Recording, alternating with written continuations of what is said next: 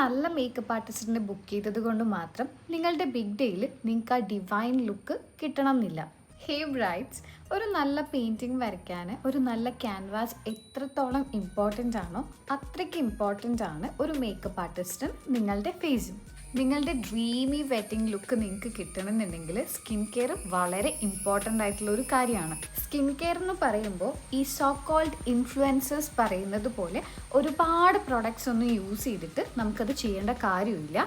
Minimal products use ചെയ്തിട്ട് നിങ്ങളുടെ സ്കിന്നിന് എന്താണോ ആവശ്യം അത് മനസ്സിലാക്കിയിട്ട് വേണം നിങ്ങൾ സ്കിൻ കെയർ ചെയ്യാൻ വേണ്ടിയിട്ട്.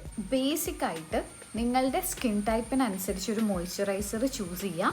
ആൻഡ് ഒരു നല്ല സൺസ്ക്രീനും കൂടെ നിങ്ങൾ നിർബന്ധമായിട്ടും യൂസ് ചെയ്യാം. ഇതിൻ്റെ കൂടെ നിങ്ങളുടെ ബോഡിയെ നല്ല രീതിയിൽ ഹൈഡ്രേറ്റ് ചെയ്ത് വെക്കുക. ആൻഡ് ഒരു നല്ല ഡയറ്റ് ഫോളോ ചെയ്യുക.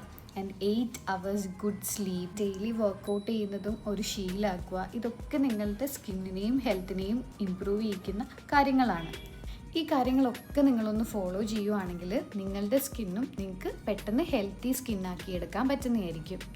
അപ്പോൾ ഈ വീഡിയോ നിങ്ങൾക്ക് ഹെൽപ്പായി എന്ന് വിചാരിക്കുന്നു. നിങ്ങളുടെ ബ്രൈഡ് ആക്കാൻ പോകുന്ന ഫ്രണ്ടിന് ഉറപ്പായിട്ടും ഈ വീഡിയോ ഒന്ന് ഷെയർ ചെയ്യുക. ആൻഡ് മോർ ടിപ്സിനായിട്ട് ഈ അക്കൗണ്ട് ഒന്ന് ഫോളോ ചെയ്യുക.